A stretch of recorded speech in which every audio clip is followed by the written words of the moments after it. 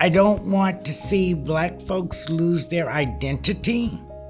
I think it's very important that we maintain our identity. When a race maintains their identity, it's not to the exclusion of anybody else. It only adds to the betterment of everybody else.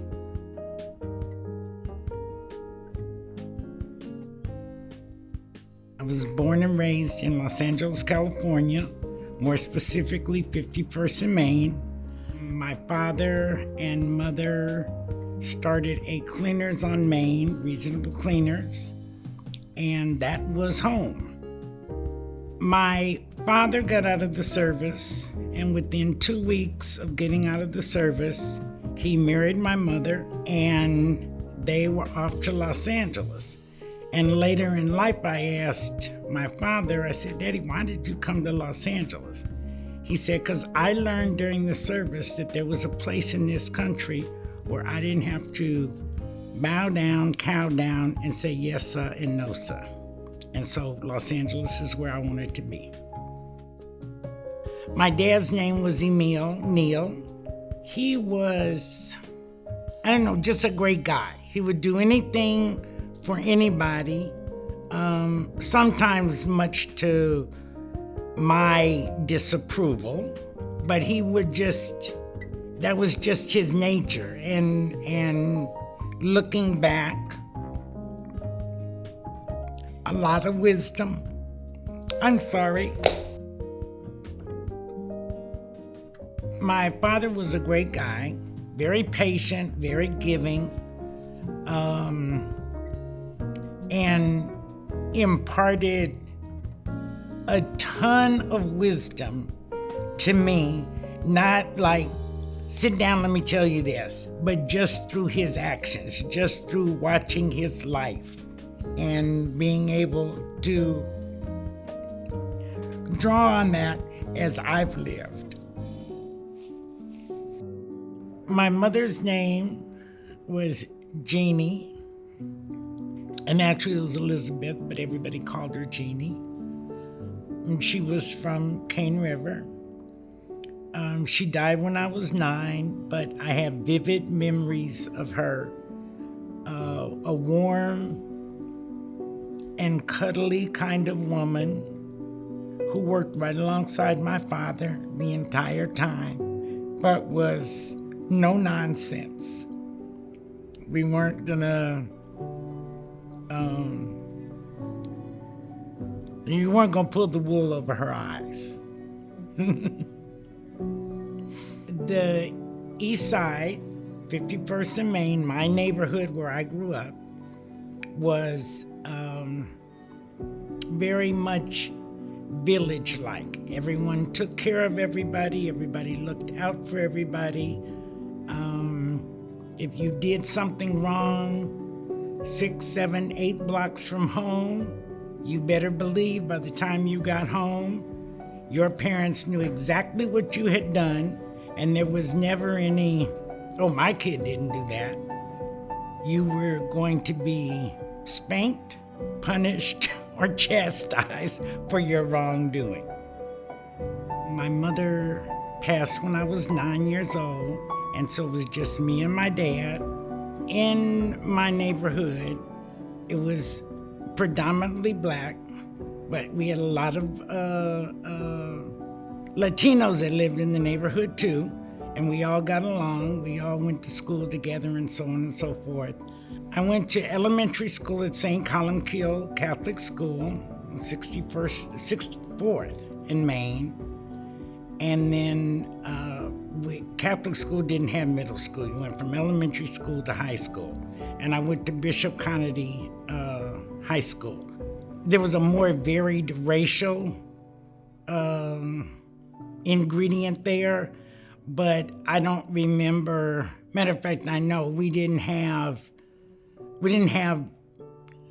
race problems, if that's the right way to say it. We didn't have that. Everybody got along. If you didn't like somebody, you didn't like somebody because of the way they acted or what they were, not because of the color of their skin. In high school, when we would go to downtown LA. Occasionally, I would be with the boy or with the group of girls who were dark skinned. And we would have disapproving looks from some of the older Caucasian folks that would be in downtown. But you would get a disapproving look, like, this is not acceptable. But whatever. I did not go to college. I married shortly out of high school, and I'm not sure that I had any lofty life goals.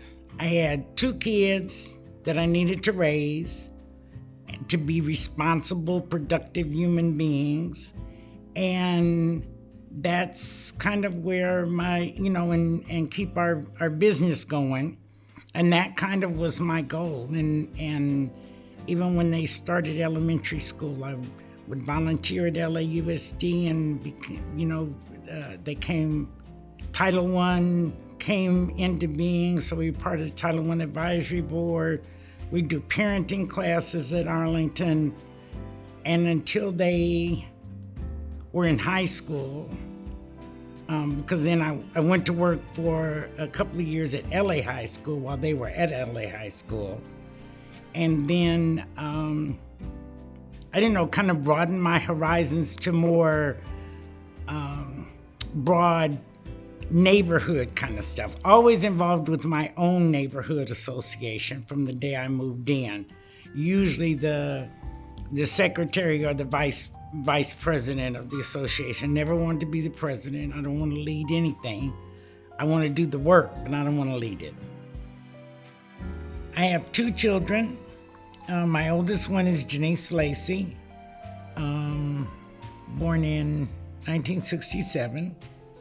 My second child is my son, Tyree Lacy, born in 1970. Janice has a decorating, event planning sort of business, but she has now moved to Vegas, so she's in Vegas. Tyree is here. He opened a game sports bar on Manchester 11 or 12 years ago, and we closed that during COVID. But he opened the District on Crenshaw.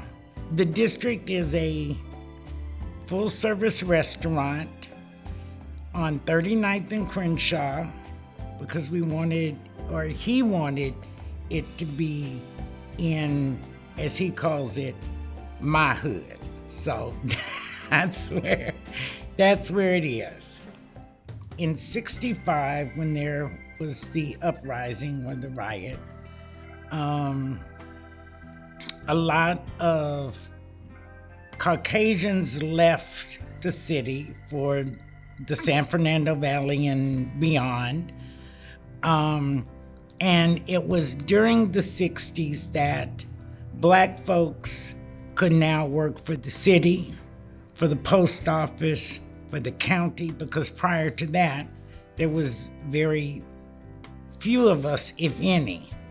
But when those jobs were then made available, Black folks left the east side and moved to the west side, because when I was in high school, the only people that lived in the Dons or anywhere around there were either doctors or lawyers if they were Black. And prior to that, they weren't allowed to live there. The east side became more Latino, Mid-City became more Black, and then even now, we are losing Black population for somewhere, because the kids are not retaining the property that mom and dad worked all their lives for. Mother closes her eyes, and the first thing is, okay, sell it because I want my part of the money. I think everything changes, And when I hear people talk about gentrification, my response is, if you don't sell it, they can't buy it. I think the village mentality or the village approach to life, I think we have pretty much lost, unfortunately. It services human beings well to be a cohesive group at all times, even if there's arguments or misunderstandings, because that happens, it's going to happen. But to isolate yourself, I know I've talked to friends who have lived in a house for 10 years and said, I know the lady that lives next door and I know the man across the street. You don't know anybody else that lives on your block? No, we just kind of waving it. That is a foreign concept to me. When I bought my house, I knew every single neighbor and every single neighbor knew us. I've always been involved in my neighborhood association where I live. When Willie Williams became the police chief, he initiated a program of community-based policing. And so he started it. Every division had to start an advisory council. And so the captain at Wilshire asked me to help with starting this advisory council. My feeling was, I can't represent you if I don't know you. So we started block clubs throughout my basic car area, which was Crenshaw to Fairfax, the freeway to Olympic, and the other senior lead officers did the same. And we come together once a month, but at the advisory board, but each neighborhood association would have their own monthly meetings, and we would go to those, hear what they had to say, so on and so forth. And then we would take on projects. So we took on a project that we wanted to plant trees on Washington Boulevard, because at that time, Washington Boulevard was notorious for not only drug trafficking, but we had prostitution, and the motels down around Redondo aided greatly in that. So we decided, well, we're gonna address that, but we're also gonna try to make Washington look better. So we're gonna plant trees. I had met Deron Williams and continued to have a relationship with him because he's the one that helped me get the holes cut in the sidewalk so we could plant our trees. And he worked for Nate Holden. So he said, you gotta come work for us. You gotta come work for us. You gotta come work. I said, I didn't want to. So ultimately, after his, or one of the campaigns that Nate Holden was involved in, I worked during the campaign, and then after the campaign, I went to work at his office. That's how I started. I started with Nate Holden and worked for him, and then I worked for 2 years for Dan Perry, and then Herb Wesson, Martin Ludlow, resigned his seat to work for the county Fed, and Herb Wesson came in, and I said, I get to go home. Because he called me and said, I'm going to run for the seat and I need your help. I said, I'm here. And so I worked for him until he was termed out. And at that point, it had been 25 years with the city, 25 years and a month, I think. I said, okay, I can retire now. I'm going home. I loved working in the council office, but the best part was I loved working with the community people. There was a Tigers nightclub on Washington and Vineyard. They would have just all sorts of things going on in the neighborhood around this club. We started working on the club, and with building and safety and the police department, and there were a number of violations. So at some point, we got the club closed down. problem solved. Same thing happened with Roscoe's Chicken and Waffles and the liquor store on Redondo in Washington. The store is still there, but they cannot sell liquor anymore. Oftentimes people would tell you, the departments or whatever, oh, we can't do that, that's not going to happen. And refusing to believe that and sitting down and figuring out a way to make it happen. And we did. Los Angeles, in terms of equity, probably has a ways to go. If the school is in my neighborhood, it can't be good, so I got to go one school west. And then we pour all of our energy and so on into that one school west. Well, the school that's in the neighborhood is left to flounder. One school west, one shopping center west, one whatever west mentality, then of course what is immediate to us flounders and fails oftentimes because you're not putting any energy into that. And we have to put energy into anything and everything that we have in life. Otherwise, it doesn't work. Just helping, being part of a solution is a great feeling.